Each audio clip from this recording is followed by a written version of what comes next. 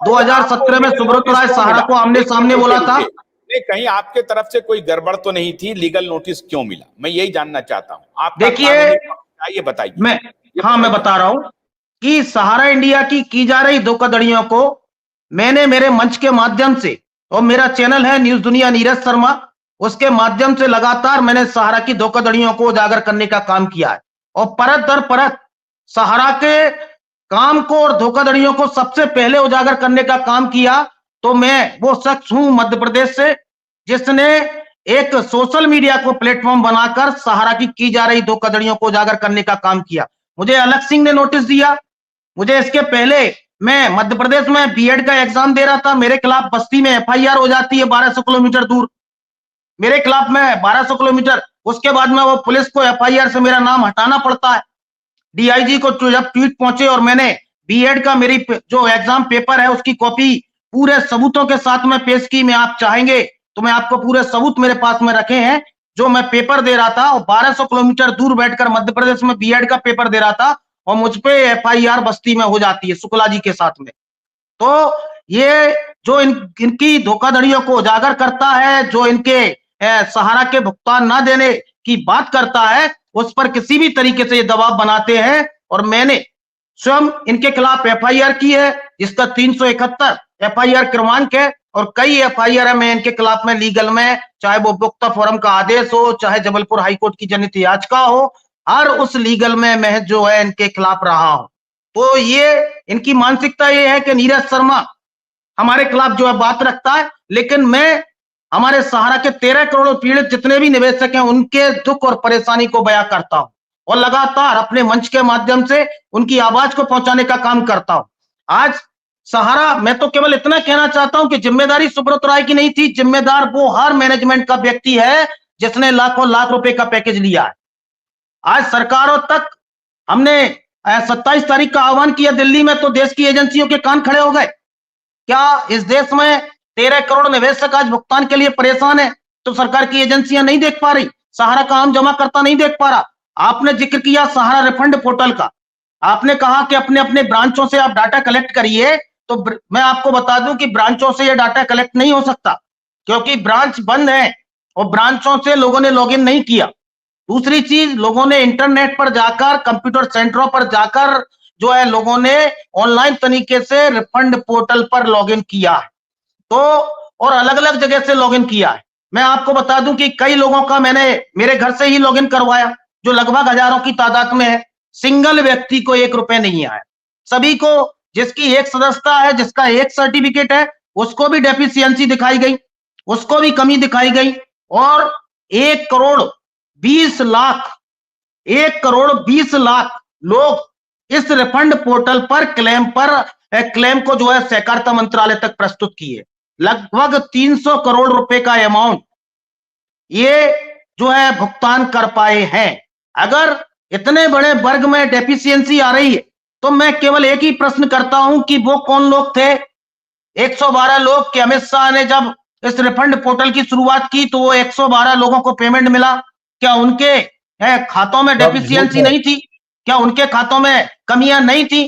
तो ये पूरा जमाकर्ता ने अपना आधार कार्ड लॉगिन में दिया है, पैन कार्ड जो है लॉगिन में दिया है और आधार पैन से लिंक बैंक अकाउंट जो है अपना लॉगिन में दिया है। दूसरी चीज मैं आपको बता दूं कि उसने अपने सभी सर्टिफिकेटों को स्कैन करके दिया है।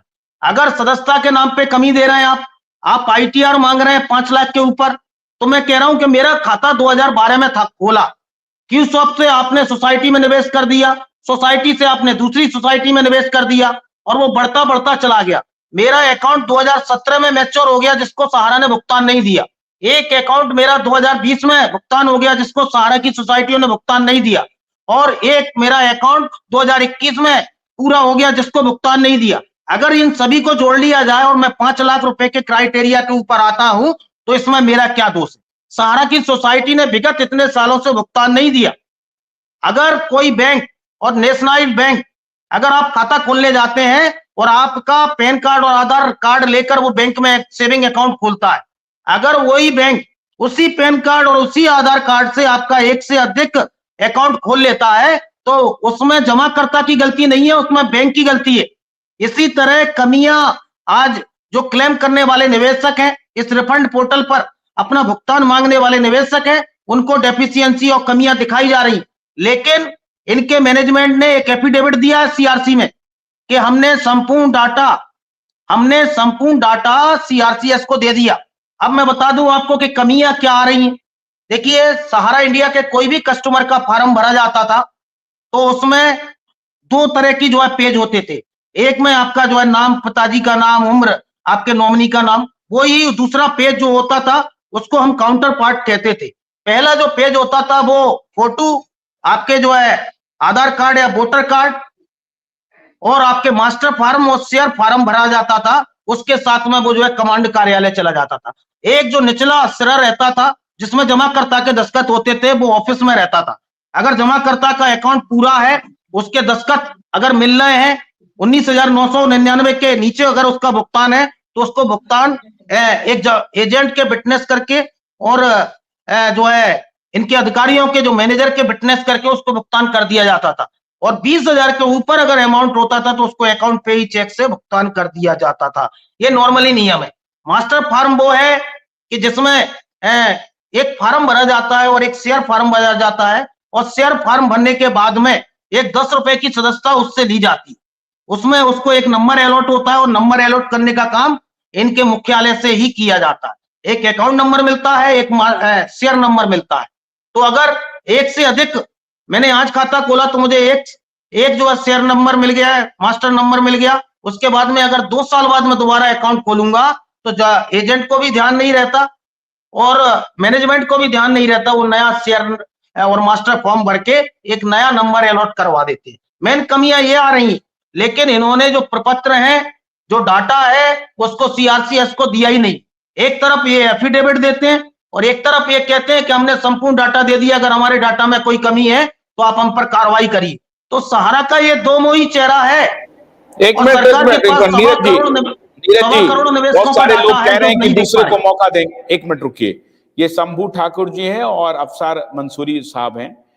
भोलानाथ का ब्रश कटर एक बैटरी चालित मशीन है जिसका चार्जिंग समय 3.5 घंटे है। यह 6 से 8 घंटे के प्रभावशाली संचालन समय का दावा करता है, जिससे यह एक बार चार्ज करने पर 16,000 वर्ग फुट गेहूं या चावल के खेतों को कुशलतापूर्वक काट सकता है, जबकि इसका पेट्रोल समकक्ष व्यक्ति उसी कार्य के लिए 1,000 रुपए मूल्य का पेट्रोल खर्च करता है।